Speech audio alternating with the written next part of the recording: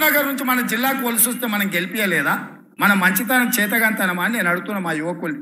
కొడకల్లారా ఎవడన్నా టచ్ చేసి చూడండి, మా పాలమూరు బిడ్డలు అగ్ని కనికలై మానవ బాంబులై నా కొడకల్లారా ఎవడన్నా మిగులితే నేను చూస్తా అనుకుంటురేమో, తమాషా చేస్తురేమో. వానో వీనో సందులల్లా సకలగుల పెట్టి ఏదో చేద్దామని ఒక్కనొక్కని పండబెట్టి తొక్కి పేగులు తీసి మెడలేసుకొని ఊరేగుతాం బిడ్డ. ఎవడని ప్రభుత్వం మీదకి వస్తే ఇది ఆసామాసి అల్లాటప్పకు వచ్చిన వాళ్ళం కాదు బిడ్డ. నల్లమల అడవి నుంచి తొక్కుకుంటా ప్రగతి భవన్ లో ఉన్న నిన్ను కంచెలు బద్దలు కొట్టి బజార్లకు ఇచ్చిన బిడ్డను బిడ్డ. ఇక్కడ నుంచి వచ్చినోని తట్ట పని, పార పని, మట్టు పని, ముంబాయి దుబాయ్ వలసలు పోవడే కాదు బిడ్డ.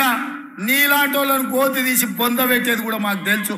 ఆయన నల్గొండలో మాటల సందర్భంలో మా ఉత్తమన్న జానన్న ఎంకన్నా ఉండే మా జిల్లాలో మొత్తం గెలుస్తామన్న. సంతోషమయ్యా, మీరు ఎన్నన్నా గెలవండి, మా బిడ్డలు ఇంకొక సీట్ ఎక్కువ గెలిపిస్తారని చెప్పిన. నేను నల్గొండలు చెప్పిన. ఇవాళ మా ఎంకన్న వాళ్ళు 11 గెలిస్తే మా బిడ్డలు 12 గెలిపించారా. ఇప్పుడు ముఖ్యమంత్రి ఆయనను 6 గ్యారెంటీలు ఇవ్వయా, కరెంట్ ఎందుకు మాయమైందా, నీళ్ళు ఎందుకు మాయమవుతున్నాయా అని అడిగితే ఆయన నేను పండబెట్టి తొక్కుతా, పేగులు మెడలేసుకుంటా, పెండ ముఖానికి రాసుకుంటా,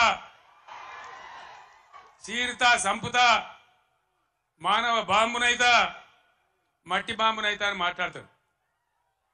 ఇంత అసహనమా? ఒక ముఖ్యమంత్రి మాట్లాడవలసిన భాషనా ఇది? పద్ధత? తెలంగాణ రాష్ట్రానికి, సమాజానికి ఇది ఒక గౌరవమా? దయచేసి ప్రజలు ఆలోచించాలని చెప్పి నేను కోరుతా ఉన్నా.